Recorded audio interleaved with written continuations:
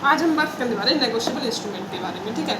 वैसे ये एक्ट कब का है? 1881 का, पर ये पास का मतलब इन्फोर्स में आया था 1882 में, लेकिन हम 1881 क्यों लिख रहे हैं? क्योंकि जो ये पासिंग डेट होती है ना, हम यहाँ पे ये लिखते हैं, ना कि इन्फोर्समेंट डेट, ठीक है। अब इसकी थोड़ी हिस्ट्री जान लेते हैं। फर्स्ट ड्राफ्ट आया था इसके 1866 से 1867, ये दिसंबर में आया था, ठीक है। इसको लिख लेना, दिसंबर में आया था। और टोटल ड्राफ्ट आए थे 4। पासिंग डेट थी इसकी 9 दिसंबर 1881 और date of enforcement 1 March 1882। Passing होती है जब हम प्रेसिडेंट का साइन लेते हैं किसी भी स्टैट्यूट को लाने के लिए, और डेट ऑफ इन्फोर्समेंट होती है कब से वो लागू होगा, मतलब कब से उसके नियम यूज़ किए जाएंगे। तो इस तरह से इसकी हिस्ट्री है। अब हम नेगोशिएबल इंस्ट्रूमेंट का मतलब जान लेते हैं, ठीक है। नेगोशिएबल का मतलब होता है ट्रांसफरेबल, और इंस्ट्रूमेंट का मतलब होता है, इंस्ट्रूमेंट क्या मतलब document, document in writing, writing होना चाहिए। मतलब ये कि जो नेगोशिएबल इंस्ट्रूमेंट है ना, ये कभी भी ओरल वर्क नहीं करेगा, सिर्फ राइटिंग में होना चाहिए। अब जो नेगोशिएबल इंस्ट्रूमेंट है ना, ये सेक्शन 13 में NI एक्ट के, नेगोशिएबल इंस्ट्रूमेंट एक्ट के सेक्शन 13 में बताया गया है क्या होता है। वैसे इसकी कोई मीनिंग नहीं बताया गया है नेगोशिएबल इंस्ट्रूमेंट का, लेकिन ना ये एक इंक्लूसिव डेफिनेशन देता है। इंक्लूसिव डेफिनेशन का मतलब होता है कि क्या क्या इंक्लूड करेगा। तो इसमें ना 3 चीज़ें बताई गई, 3 चीज़ों को इंक्लूड करेगा। एक तो है बिल्स ऑफ एक्सचेंज, दूसरा है चेक, एंड थर्ड है प्रॉमिसरी नोट।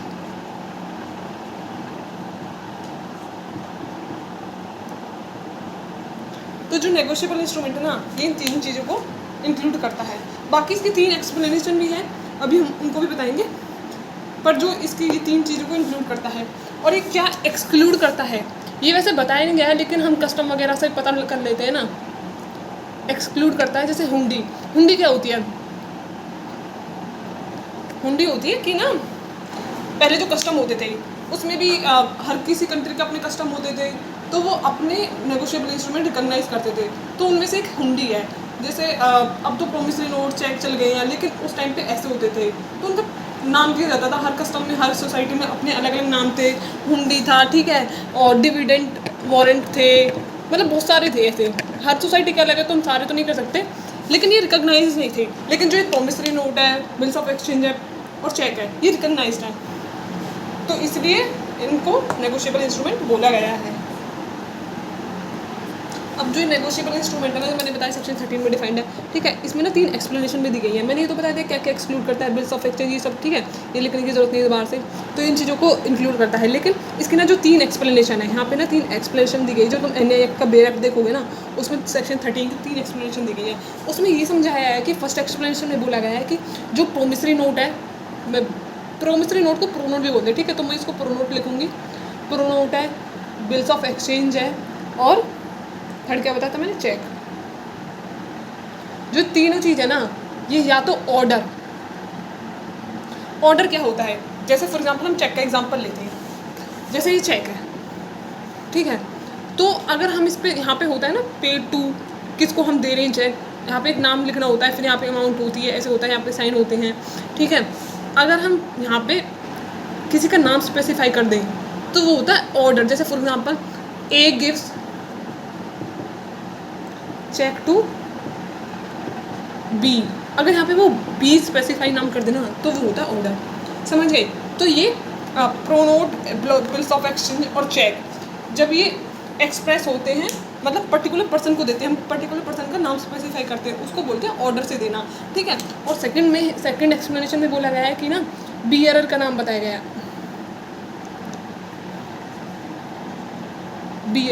बियरर कौन होता है? फॉर एग्जांपल मुझे 10 रुपये मिलते हैं, ठीक है, 10 रुपये का नोट मिलता है रास्ते में, तो वो किसका होगा? जिसका पैसा मतलब जिसको मिला उसी का हो जाता है, तो वो बियरर होता है। मतलब किसी को भी पाई हुई चीज़ मिल जाती है ना, तो वो उसी की हो जाती है, लेकिन वो उसका हकदार तो नहीं था, ठीक है, तो ये चीज़ होती है बियरर। मतलब जैसे फॉर एग्जांपल ब्लैंक चेक मिल जाना, उस पर नाम नहीं लिखा हुआ, अमाउंट है, साइन भी है, ठीक है, लेकिन नाम नहीं है, तो वो जिसको रास्ते में मिल जाएगा, कहीं भी मिल जाएगा, तो वो उसी का माना जाएगा, लेकिन वैसे वो एक्चुअली नहीं है। जो ये, हाँ, एक और जो मेन चीज़ है, ये नेगोशिएबल इंस्ट्रूमेंट है ना, ये किसके अगेंस्ट है? ये जो एक हमारी मैगज़िन है ना, ये है नेमो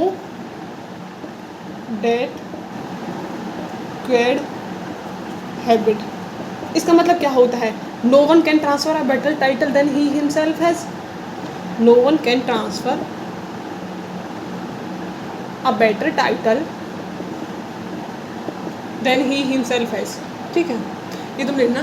तो इसका क्या मतलब होता है कि अगर मेरे जेब में 10 रुपये हैं तो क्या मैं किसी को 20 रुपये दे सकती हूँ? नहीं ना।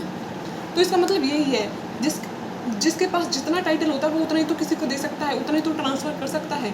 लेकिन नेगोशिएबल इंस्ट्रूमेंट है ना, ये इसका एक्सेप्शन है, क्योंकि देखो हमने बोला जो जिसको चेक मिला वो उसी का हो जाएगा, लेकिन वैसे तो वो रियलिटी में नहीं है उसका, मतलब उसका एंटाइटलमेंट उसके पास नहीं है। लेकिन वो अगर वो चेक लगाएगा बैंक में, बैंक वाले उससे ये नहीं पूछेंगे तुम्हारा चेक है किसका चेक है, नहीं, वो अपना नाम भर के चेक से अमाउंट विड्रॉ कर सकता है। तो ये इस तरह से इसका एक्सेप्शन है। लेकिन जो बाकी जो अदर इंस्ट्रूमेंट होते हैं, ठीक है, वो इसको फॉलो करते हैं, इस मैगजीन को। ये लैटिन मैगजीन है, नेमो डेप क्योर्ड नॉन हैबिट, ठीक है, नॉन हैबिट है, सॉरी, ठीक है। तो ये इसका एक्सेप्शन है। तो मैंने ये सेकंड बता रही थी ना, बियरर। बियरर कौन होता है? जिसको वो मिल जाता है कोई भी ब्लैंक चीज़ और वो उसका अपने नाम फिल कर देता है, वो उसी का हो जाता है, तो ये होता है बियरर। मतलब वो अब क्या चीज़ मिल जाती है, वो चेक भी हो सकता है, प्रोमिसरी नोट भी हो सकता है और बिल्स ऑफ एक्सचेंज भी हो सकता है, ठीक है। अब थर्ड है, या तो जो डिलीवरी है इंस्ट्रूमेंट की, ठीक है, या तो वो स्पेसिफाई कर दे पर्सन को कि किसको दे रहे हैं, स्पेसिफाइड पर्सन नेम, और या फिर इन ऑर्डर। देखो मैं तुम्हें भी समझाती हूँ। ये डिलीवरी स्पेसिफाइड पर्सन नेम तो मतलब यही है कि हम किसी का स्पेसिफाई कर देते हैं नेम। जैसे फॉर एग्जांपल ए ने बी को दिया, बी का नाम स्पेसिफाई कर दिया चेक में। और इन ऑर्डर क्या होता है? इन ऑर्डर का मतलब होता है फॉर एग्जांपल ये एक चेक है, समझिए इस बात को, ये चेक है, मैंने ये पे करा फॉर एग्जांपल कोई भी एक बंदा है अमित को, ठीक है, उसको मैंने ये चेक पे करा, लेकिन मैंने उसके पीछे कुछ नहीं लिखा। तुमने देखा होगा ना चेक के पीछे भी नाम लिखते हैं। और इन ऑर्डर का मतलब होता है मैंने यहाँ पे तो अमित का नाम लिख दिया, और इन ऑर्डर करना मतलब मैंने अमित को बोला है कि तुम ये किसी और थर्ड पर्सन को दे देना, फॉर एग्जाम्पल भावना को दे देना, ठीक है, मैंने चेक के पीछे लिख दिया है, बैक साइड पर लिख दिया भावना को, पे टू भावना। और जो लेकिन बैक साइड है ना उस पर अमित साइन करेगा, ना कि भावना। यहाँ पे साइन की किसने थे? जो मेकर था, जिसने सबसे पहले चेक दिया था अमित को, ठीक है, और जो अमित देगा भावना को वो अमित साइन करेगा अपने पीछे। तो ये होता है इन ऑर्डर। डिलीवरी दो तरीके से हो सकती है, या तो स्पेसिफाई कर दें नाम, या फिर इन ऑर्डर हम उनको आगे ट्रांसफ़र करने के लिए। अब हम इसके मतलब असेंशियल पढ़ लेते हैं कि नेगोशिएबल इंस्ट्रूमेंट के असेंशियल्स क्या होते हैं। इसके असेंशियल क्या है नेगोशिएबल इंस्ट्रूमेंट के? फर्स्ट तो यही था कि डॉक्यूमेंट है जो राइटिंग में होना चाहिए, ठीक है।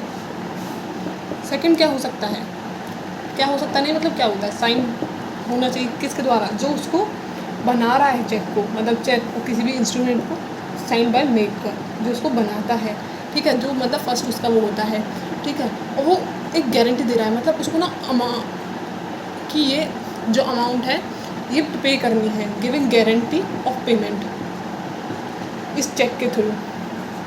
क्योंकि कई बार ऐसा होता है ना, फॉर एग्जांपल मेरे पास चेक है 50,000 का और मेरे पास टाइम नहीं है कि मैं बैंक में जाके उसको अमाउंट कैश कराऊँ, ठीक है, नहीं है ना, तो मैं किसी थर्ड पर्सन को, फॉर एग्जांपल मैंने सी को दे दिया, ठीक है, और मैं उससे 50,000 ले लूँ और वो उसको दे दूँ कि भाई तू लगा के चेक तू रख लियो 50,000 रुपये, और मैंने उससे ले लिया क्योंकि मैं इमरजेंसी में थी, ठीक है। तो ये एक गारंटी ऑफ पेमेंट होता है। ये नहीं होता जैसे हम कॉलेज में जब एडमिशन लेते हैं तो हमसे कॉलेज वाले क्या बनवाते हैं? डिमांड ड्राफ्ट बनाते हैं ना, डीडी बोलते हैं, जैसे तुमने कभी सुना होगा डीडी डिमांड ड्राफ्ट, तो वही बनवाते हैं। डिमांड ड्राफ्ट का मतलब ये होता है कि ना पैसे विड्रॉ हो चुके हैं, मतलब ऐसा होता है ना भाई चेक बाउंस हो जाए, गलत साइन कर देते हैं, अपनी स्टैंप नहीं लगाते हैं, तो फ्रॉड होने के चांसेस होते हैं। इसलिए वो जो कॉलेज वाले होते हैं ना वो डिमांड ड्राफ्ट बनाते हैं। डिमांड ड्राफ्ट का मतलब ये होता है कि बैंक से ना हमारी अमाउंट विड्रॉ हो चुकी है, ठीक है। तो 3 एसेंशियल ये हो गए। और फोर्थ इसका आता है कि ना अनकंडीशनल होना चाहिए, मतलब कोई कंडीशन नहीं लगा सकते। फॉर एग्जाम्पल ए है वो बी को एक प्रॉमिसरी नोट दे रहा है और कंडीशन लगा दे कि जब तक सी की शादी नहीं होती है तब तक तुम्हें प्रॉमिसरी नोट नहीं मिलेगा, लेकिन ये वैलिड नहीं माना जाएगा, मतलब ये अनकंडीशनल होना चाहिए, ठीक है। और ना स्पेसिफाई करना चाहिए sum of money, specify sum of money, मतलब कितनी भी हो, अब वो 10,000 भी हो सकती है, कितनी भी हो सकती है। एक और बात आती है, कई बार हम ऐसे कर देते हैं ना कि हम चेक ब्लैंक दे देते हैं और हम बोल देते हैं सामने वाले को भाई तुम अमाउंट भरे ना खुद से। नहीं, हमें या तो उसके सामने भरना होता है या फिर वो हमारे सामने भरे। अगर वो हमारे बाद में भरता है और ज़्यादा भर देता है, कम भर देता है, तो वैलिड नहीं माना जाता है, ठीक है। लास्ट एंड सिक्स्थ एसेंशियल इसका ये है कि जो पेमेंट है ना, वो 2 तरीके से हो सकती है, या तो डिमांड करने पे या फिर फ्यूचर डेट पे। मतलब जो चेक है या तो हम उसी दिन का, जैसे फॉर एग्जांपल आज है 16 सितंबर, ठीक है, या तो हम 16 सितंबर की डेट लिख दें इसी पे कि आज ही तुम निकाल लेना, और या फिर फ्यूचर डेट मतलब हम कितनी भी रख सकते हैं, लेकिन उस टाइम पे हमारे बैंक में ना बैलेंस होना चाहिए, वरना वो चेक बाउंस हो जाता है। ये सब चीज़ें हम आगे पढ़ेंगे अभी डिटेल में।